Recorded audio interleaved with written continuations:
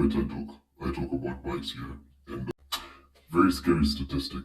According to YouTube, only 10% of people who watch these videos are actually subscribed. Can you imagine? 10%. Well, please do subscribe. I'm trying to get to 100 subscribers by the end of 2025.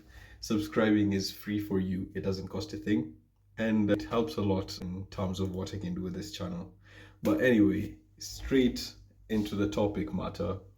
If you don't know what this season is about, you should definitely watch season 2, episode 1 to catch up with it, where I talk about the bike I bought. So last season I did buy the bike. It was in very questionable condition aesthetically. But last season I was just trying to get the bike on the road, just trying to get it to run and make sure that everything was okay before I started working on the aesthetic part of it.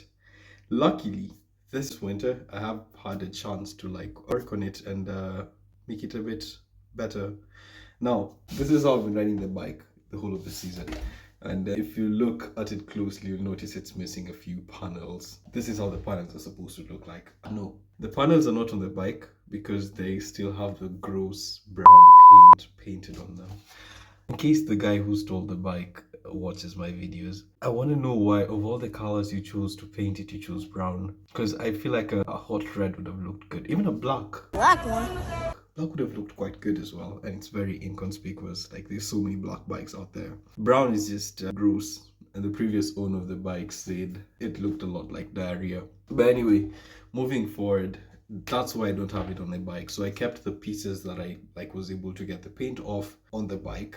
I put them back on the bike, and the ones I was not able to work on, I put them away. I just want to tell you that it took me 18 hours to clean this 3 pieces. So the piece on the side of the tank, the piece on the other side of the tank, and the piece, like the mudguard piece, but it took me 18 freaking hours with just a minute. This freaking tool, this blade, and I used a bit of IPA, I used a bit of, I've forgotten the name of the other chemical I used, but I used some other chemical that I found online, like the more gentle chemicals, because I didn't want to ruin the paint. However, it took way too long, and the bike was on the road, the season started, so I had to focus more on riding.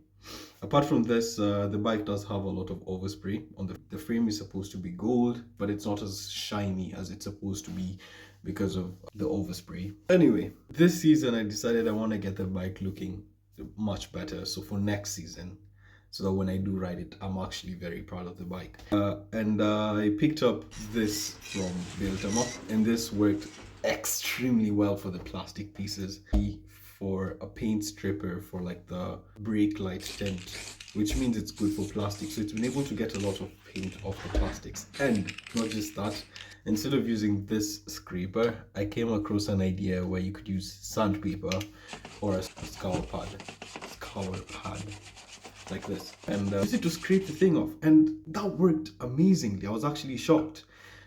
3 pieces previously took me 18 hours. The rest of the 3 pieces, which I'll show you in the next video, took me a whole 3 hours. And I was being very intentional, with getting as much of the paint off. I must say, if you decide to use this method, it's worth it to use water, just because you don't want to be scratching the paint, like the clear coat underneath.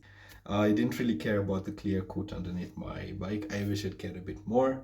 But it was already ruined. I was okay ruining it further because I'm going to do something about it, which I'm going to tell you guys at the end of the video. So what next? Next week, I'll probably go there and I'll clean up the pieces a bit more. But between now and next week, I need to decide on a color for the bike, because I've decided I am going to wrap the plastic pieces of the bike. I have seen this dragon red color, looks very nice.